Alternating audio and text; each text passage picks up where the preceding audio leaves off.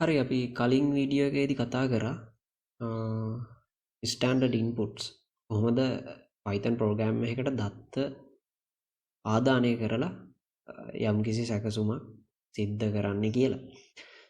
මේ වීඩියෝ එකෙන් අපි බලමු කොහොමද string formatting කරන්න කියලා. ඒ කියන්නේ string එහෙම නැත්නම් character sequence එකක් නිශ්චිත format එකකට හදාගන්නේ කොහොමද කියලා. ඉතින් string formatting වලට යන්න කලින් කතා කරලා බලමු මොකද්ද මේ format කරනවා කියන්නේ.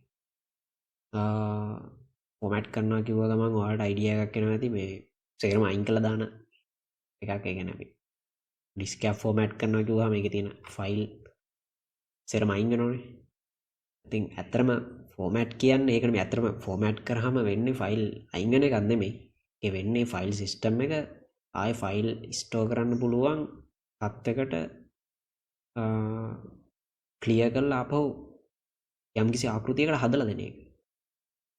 ඉතින් උදාහරණයක් විදිහට ගත්තොත් දැන් NTFS වලට format කරලා තිබ්බ pen එකක් අපිට පුළුවන් FAT32 කියන ෆයිල් ෆෝමැට් එකට ආපහු ෆෝමැට් කරන්න, රීෆෝමැට් කරන්න. එතෙන්දි වෙන්නේ ෆයිල් ඩිලීට් වෙන එක නෙමෙයි. ඒ ඩ්‍රයිව් එකේ තියෙන ෆයිල් ස්ට්‍රක්චර් එක නැත්නම් ෆයිල් ස්ටෝර් කරන ෆෝමැට් එක. ඒ ෆයිල් රඳවන ආකෘතිය වෙනස් කරන එක තමයි ෆෝමැට් කරන එකෙන් වෙන්නේ. ඒකින්ද තමයි ඒ ෆෝමැට් කරත් ආපහු ෆයිල් රිකවර් කරන්න පුළුවන් වෙන්නේ ෆයිල් ඩිලීට් වෙන හින්දා නෙමෙයි. ඒ ෆයිල් සිස්ටම් එක වෙනස් කරපු හින්දා. ෆයිල් සිස්ටම් එක නැවත ෆයිල් රඳවන්න පුළුවන් ආකෘතියක් බවට පත් කර අලුත් ආකෘතියක් බවට. එහෙම නැත්නම් කලින් තිබ්බ ආකෘතිය විදිහටම පත් කරා. ඉතින් මේ ෆෝමැට් කියන එකේ තරතය මේකයි. යම්කිසි දෙයක් නිශ්චිත ආකෘතියක් විදිහට ආකෘතියකට සකස් කරන එක තමයි ෆෝමැටින් කියලා කියන්නේ. දැන් උදාහරණයක් හැටියට තව එකක් ගමු අපි. පොතක ආකෘතියක් තියෙනවනේ. පොතක් ගත්තොත් කවුරු හරි ලියමු. ඒ වගේ ඒකේ පොතේ තියෙනවා නිශ්චිත ආකෘතියක්. ඒකේ පිටු ගත්තොත් මුලින්ම තියෙනවා පිදුමක්. ඊට පස්සේ හැඳින්වීමක් තියෙනවා. ඊට පස්සේ පටුණක් තියෙනවා. ඒ පටුනේ තියෙනවා chapters වල විස්තර. ඉතින් හැම පොතක්ම මේ වගේ. සමහර පොත්වල එහෙම නොවෙන්න පුළුවන්. ගොඩක් පොත්වල නිශ්චිත ආකෘතියක් තියෙනවා. අන්න ඕකට තමයි කියන ෆෝමැට් එකක් කියලා. ඉතින් උදාහරණ වලට හිතා ගන්න පුළුවන්. ඉතින් string format කියන්නේ Python වල විතරක් නෙමෙයි ඕනම programming language එකක string format කියන්නේ string එකක්. එහෙම නැත්නම් character sequence එකක්. නිශ්චිත ආකෘතියකට හදන එක. ඒකට තමයි අපි සරලවම string format ඉතින් string විතරක් නෙමෙයි number formatting පවා තියෙනවා. මෙතෙන්දී අපි කතා කරන්නේ string formatting ගැන. මම උදාහරණයක් ගන්නම්. මම example program එකක් ඔයාලට පෙන්නන්නම්. මම variable දෙකකට numbers දෙකක් අරගෙන ඒ දෙක එකතු කරනවා. එකතු කරලා මම print කරනවා මේ number එකේ සහ මේ number එකේ එකතුව මෙන්න මේකයි කියලා. ඕක තමයි මම දැන් කරන්නේ. මම variables තුනක් හදා ගන්නවා num1 මම ඒකට value එකක් දෙන්නම්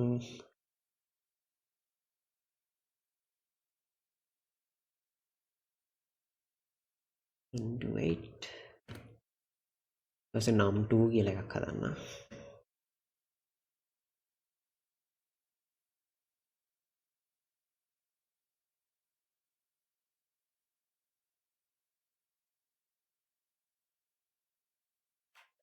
දෙකම float value දෙකක්. ඊපස්සේ මම total එක calculate කරන්නම් මෙතන.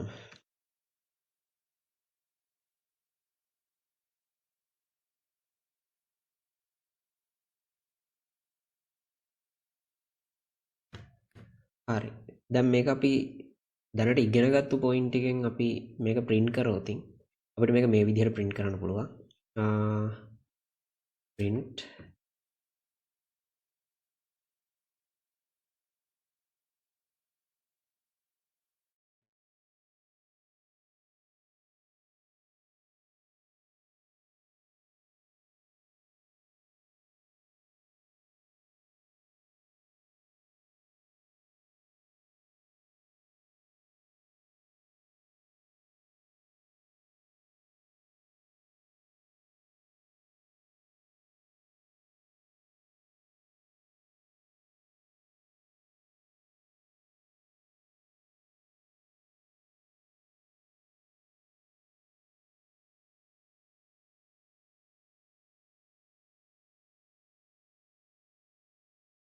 කරන් ඉමු.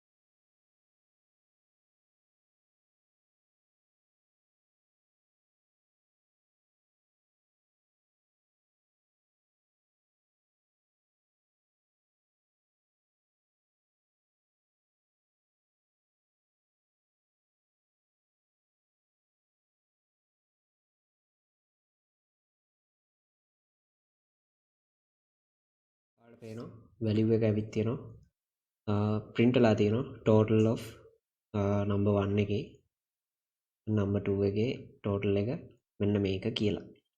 ඉතින් මෙතෙන්දි මේ ස්පේසස් ඔටෝම ඉන්ටර්ප්‍රිටර් අයිඩෙන්ටිෆයි කරගන්නවා මොකද මේ කමා එකෙන් සෙපරේට් වෙන හින්දා variable and string values මේ සෙපරේට් වෙන හින්දා automatically ස්පේසස් මෙතන වදිනවා හින්දා අපි අමුතුවෙන් ස්පේසස් තියන්න අවශ්‍ය නැහැ. දැන් බලන්න මෙතන මේ output එක total of 5.4 and 6.2 is 11.7 කියන value එක මේක අපිට string formatting වලින් අපිට පුළුවන් මේ string එක මේ print වෙන්න ඕන sentence එක නිශ්චිත ආකෘතියක් විදිහට ඒ format එකකට හදාගන්න. ඉතින් මෙතෙන්දි මේ විදිහට මේක print කරද්දී මේ string value අතරට variable දාලා ආයේ string values මේක මෙහෙම තියෙනකොට හරි සංකීර්ණ වෙනකොට හරි කරදරයි. ඒ අන්න ඒ වගේ අවස්ථාවලට තමයි string formatting කියන එක වැදගත් වෙන්නේ. දැන් අපි බලමු කොහොමද string formatting වලින් මෙන්න මේ sentence එකම print කරගන්නේ කියලා. මම මේක comment එකක් කරලා මේක මාය ගන්නවා.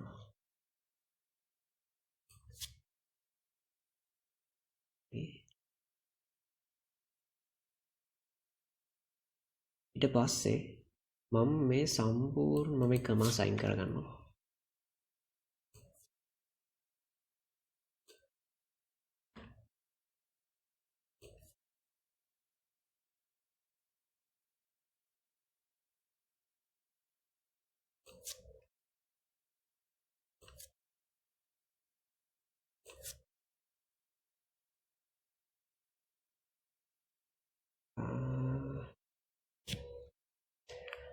හරි.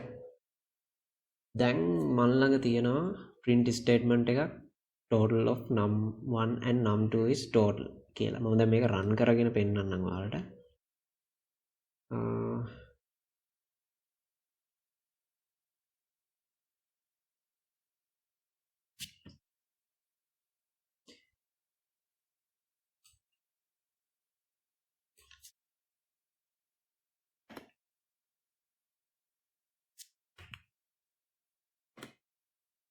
ඔයාලට පේනවා total of num1 and num2 is total කියලා අපිට sentence එකක් text එකක් මේ විදිහට print වෙලා දෙනවා. අපි දීපු command එක මෙතන interpret වෙලා තියෙනවා. දැන් මට ඕන මේ අර කලින් තිබ්බ sentence එක. එතකොට මෙතෙන්දි මට num1 වෙනුවට මට ඕන කරන්නේ ඒකේ තියෙන value එක. මේක. num2 වල නම් මේක. total වල නම් මේ දෙකේ එකතුව. එතකොට අපිට පුළුවන් මේ විදිහට මේ sentence එක මේ character sequence එක එහෙම නැත්නම් මේ string value එක අපිට පුළුවන් format කරන්න format function එක. ඒක ගන්නෙ dot එකෙන් පස්සේ අපිට පුළුවන් format function එක call කරන්න. format එකේ brackets ඇතුලේ අපිට පුළුවන් අර print වෙන්න ඕන variables index කරන්න. ඒ කියන්නේ මෙතෙන්දී නම් num1 num2 total. ඒකට මම ඒ ටික index කරගන්නවා.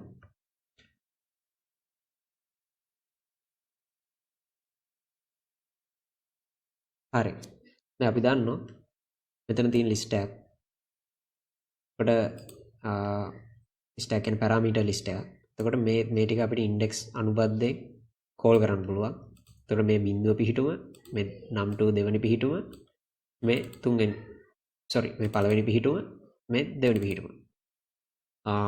එතකොට කොහොමද මේවායේ තියෙන values මේ string character sequence එක ඇතුළට අපි දාන්නේ? ඒක කරන්නේ මේ num1 වෙනුවට ස්ක්වයර් බ්‍රැකට් ඇතුලේ මේ num1 වල num1 කියන variable එකේ position එක දෙනවා. ඒ කියන්නේ 0 position එක. num2 වල නම් පළවෙනි position එක. total වල නම් දෙවෙනි position එක. ඒ කියන්නේ total of මේ format කියන function එකෙන් මේක format කරලා තමයි string එකක් විදිහට එළියට දෙන්නේ. එතකොට total of මේ square bracket ඇතුලේ තියෙනවා මේ brackets ඇතුලේ තියෙනවා ඔයාලට පේනවා 0. එතකොට 0 index එකෙන් තියෙන variable එක මෙතෙන්ට place කරනවා. ඒ විදිහට මෙතන පළවෙනි පිටුමේ තියෙන first index එකේ තියෙන variable එක place කරනවා. second index එකේ තියෙන variable එක මෙතෙන්ට place කරනවා. place කරලා string එකක් විදිහට output එක දෙනවා. අපි මේක run කරලා බලුවොත්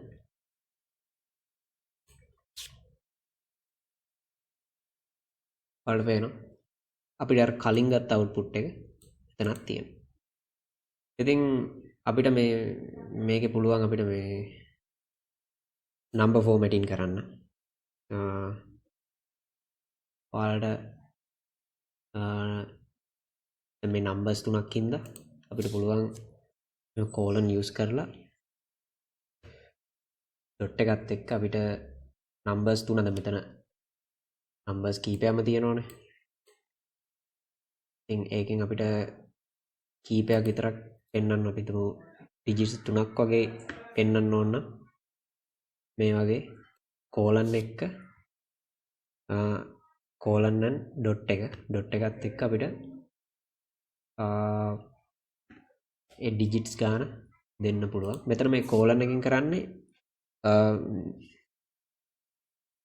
number format වලට ආරම්භය ආරම්භ දෙන එක. එතනින් අඳුර identify කරගන්නවා දැන් number format එකක් තියෙන්නේ කියලා. මේ ඔක්කොටම 3 දීලා රන් කරලා බලමු. ඔයාලට පේනවා digits 3යි පෙන්වන්නේ අදාළ values වලින්. ඒ වගේම අපිට පුළුවන් මේවා floating value එක floating point වල තියෙන digits ගාන අඩු කරන්න. ඒක කරන්නේ හරි ලේසි. මෙතන 3 වෙනුවට 3f කියලා දාන්න.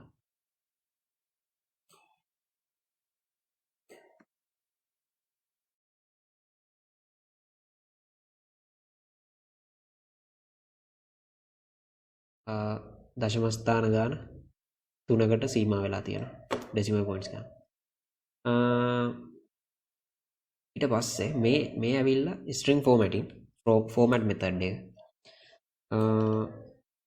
අපිට ඕනනම් තව ක්‍රමයක් තියෙනවා f strings කියලා. එතෙන්දි වෙන්නේ දැන් මෙතන මේ format කියන function එක ඇතුලේ මේ විදිහේ index අනුබද්ධයෙන් ගත්තට පස්සේ index ගාන වැඩි වුණාම අපිට කරදරයි. කියන්නේ හිතන්න අපි ලොකු sentence එකක අපේ නම වයස ඒ වගේ දේවල් ස්ටෝර් කරගෙන sentence එකකට add කරනවා කියලා. එතකොට ඒ වගේ details ගොඩාක් තිබ්බොත් කරදරයි. මේ වගේ index 20ක් 25ක් වගේ add වුණොත් එතකොට අපිට index එක මොකක්ද කියලා හොය ගියම වෙලා යන සමහරට වරදින්න පුළුවන්.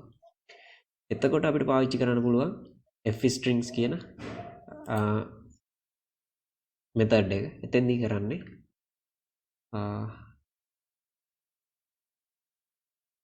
මේක ආයෙ copy කරගන්නවා.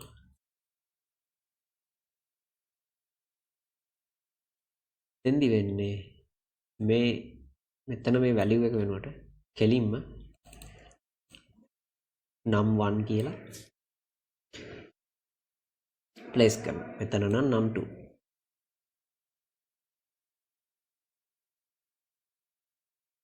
මෙතන නම් total. මේ ටික අයින් වෙනවා.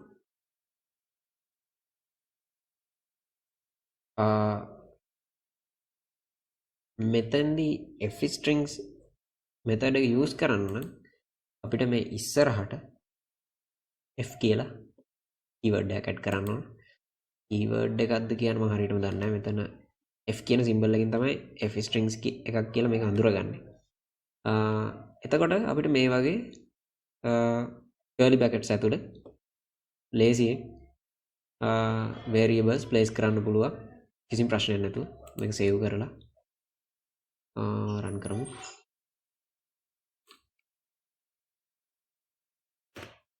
ඔයාලට පේනවා total of අර විදිහටම කලින් කරේ මෙතන තියෙන එකම මෙතනත් place වෙලා තිනවා. ඒ ඔයාලට මෙතෙන්ටත් පුළුවන් number formatting add කරන්න. අපි මේ මෙතන එකම add කරලා බලමු.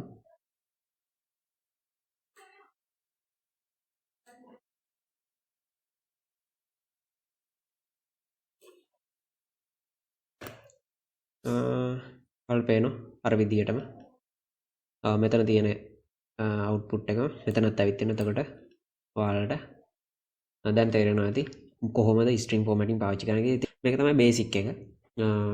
string formatting කොහොමද use වෙන්නේ කියන. හරි string formatting වල basic ම ටික basic string formatting තමයි මේ කතා කරේ. ඊළඟ tutorial එකේ ඉක්මනට හම්බෙමු.